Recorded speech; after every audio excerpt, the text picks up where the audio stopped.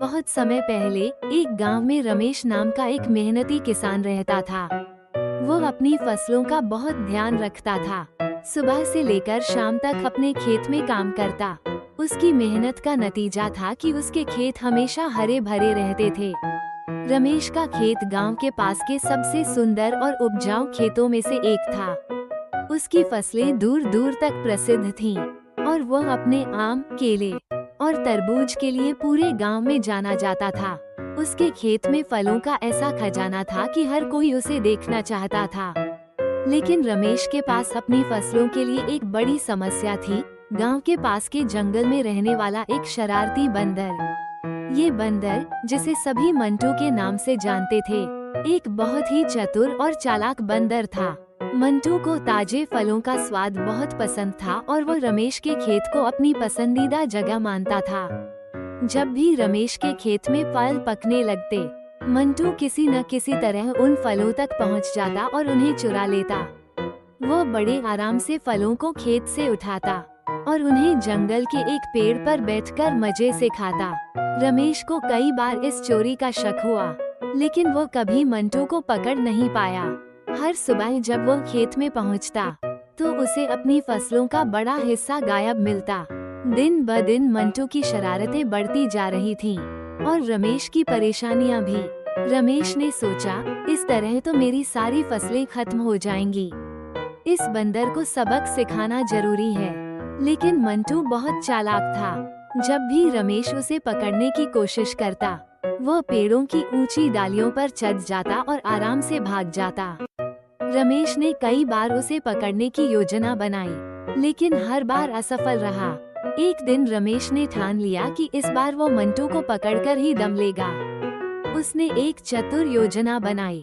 उसने खेत के एक कोने में कुछ पके हुए आम, केले और तरबूज रख दिए और खुद एक झाड़ी के पीछे छिप गया।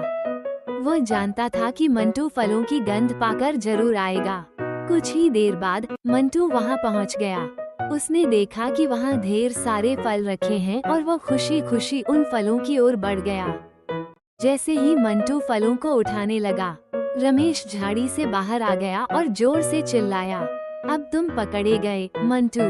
मंटू चौंक गया और तुरंत भागने की कोशिश की, लेकिन रमेश ने जल्दी से उसका रास्ता रोक लिया। मंटू ने रमेश की ओर देखा और थोड़ा घबरा गया।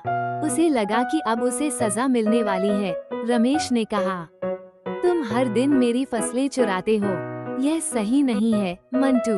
तुम अगर मुझसे फल मांगते तो मैं खुशी से तुम्हें दे देता, लेकिन तुमने चोरी करना चुना।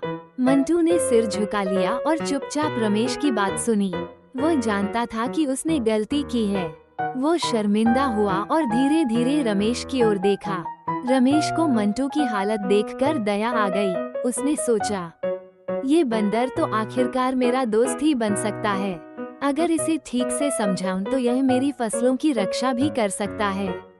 रमेश ने मंटू से कहा, देखो मंटू, मैं तुम्हें हर दिन कुछ फल दूंगा, पर तुम्हें वादा करना होगा कि तुम चोरी नहीं करोगे। मंटू ने खुशी खुशी हामी भर दी। वो रमेश की बात मान गया और उसने वादा किया कि वो फिर कभी चोरी नहीं करेगा। अब हर सुबह मंटू रमेश के पास आता और रमेश उसे कुछ फल दे देता।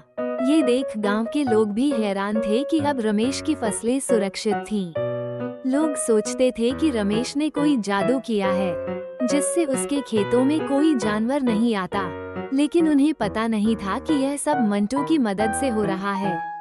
कुछ समय बाद मंटू और रमेश में गहरी दोस्ती हो गई। मंटू अब रमेश के खेतों की भी रखवाली करने लगा।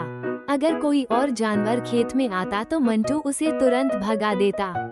अब रमेश की फसलें पहले से भी ज्यादा सुरक्षित थीं और फसल की पैदावार भी अच्छी होने लगी। रमेश और मंटू अब हर दिन एक साथ बैठते, हंसी खुशी बातें करते और मिलजुल कर फल खाते। दोनों की दोस्ती देखकर गांव के लोग भी बहुत खुश थे। एक दिन गांव के कुछ लोग रमेश के खेत पर आए और उन्होंने रमेश और मंटू को एक साथ बैठे देखा। उन्हें देखकर बहुत हैरानी हुई कि एक इंसान और एक बंदर इतने अच्छे दोस्त बन सकते हैं। सबने रमेश की समझदारी की तारीफ की, जिसने अपने सबसे बड़े दुश्मन को अपना सबसे अच्छा दोस्त बना लिया था। कहानी का सीख।